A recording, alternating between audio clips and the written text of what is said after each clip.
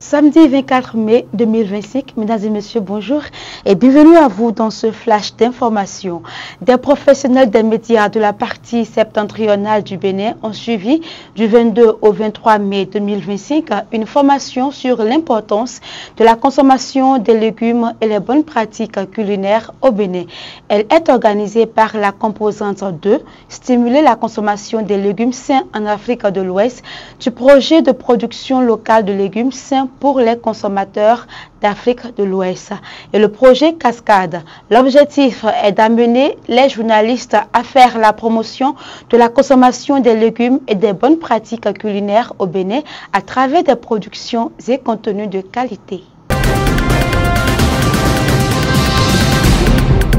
Le commissaire adjoint du 1er arrondissement de Cotonou en service à Toglégbé a comparu ce jeudi 22 mai 2025 devant la criette pour des faits présumés de corruption. Il est accusé d'avoir perçu 300 000 francs CFA en échange de la libération d'un individu placé en garde à vue dans une affaire d'agression sexuelle.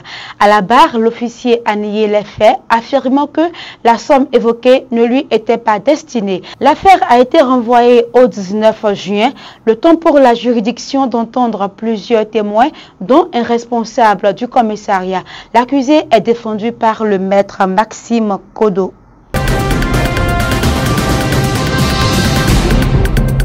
Au Bénin, de plus en plus de mères élèvent seuls leurs enfants, confrontés à l'absence de pères irresponsables.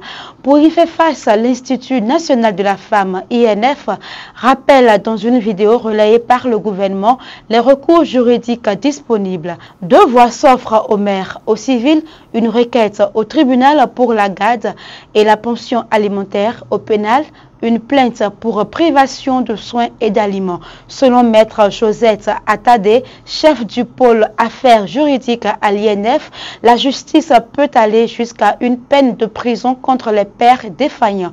Un véritable espoir pour les mères qui assument seules leurs responsabilités parentales.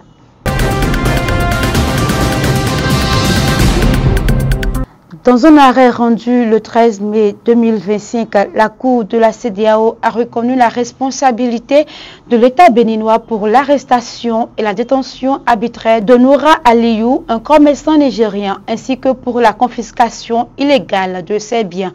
Suite à un litige commercial, M. Aliou a été détenu pendant 6 jours sans fondement légal, subissant des violences et des extorsions, tandis que son véhicule a été saisi sans procédure judiciaire. Malgré plusieurs convocations, le Bénin n'a pas présenté de défense, conduisant à la Cour à statuer par défaut. Elle a jugé recevable la requête et a condamné l'État à verser 20 000 $ de dommages et intérêts, soit environ 11 millions de francs CFA aux commerçants nigériens.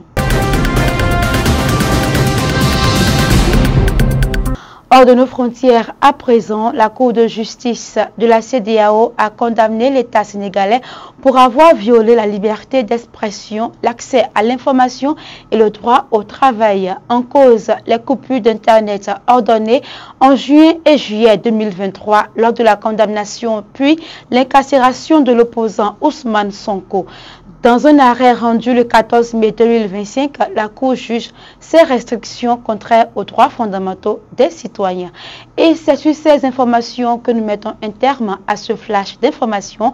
Merci à vous pour l'avoir suivi. Excellent week-end à toutes et à tous.